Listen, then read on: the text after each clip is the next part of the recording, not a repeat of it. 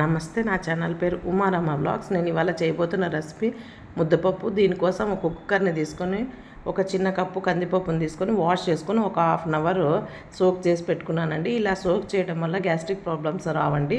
ఇప్పుడు దీంట్లోనే ఒక 2 కప్స్ వాటర్ని యాడ్ చేసి కొంచెం పసుపుని వేసి ఇప్పుడు లిడ్ని క్లోజ్ చేసి 3 విజిల్స్ వచ్చే వరకు ఉండాలండి.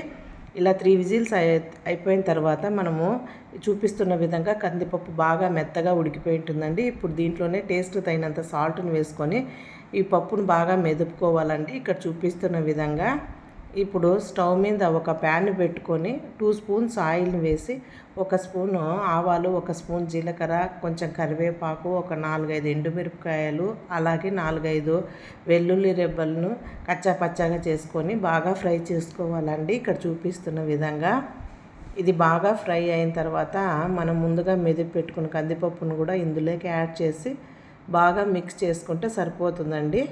పప్పు రెడీ అయిపోయింది.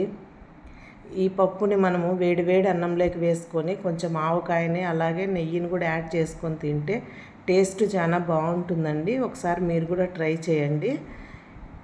ఇలాంటి మరిన్ని రెసిపీస్ కావాలంటే మన ఛానల్లో తెలియజేయండి. వీడియోస్ చూస్తున్నారు కానీ సబ్స్క్రైబ్ చేయటం లేదు, కొంచెం సపోర్ట్ చేయండి. మీరు ఇలాగే వ్లాగ్స్కి లైక్ చేయండి.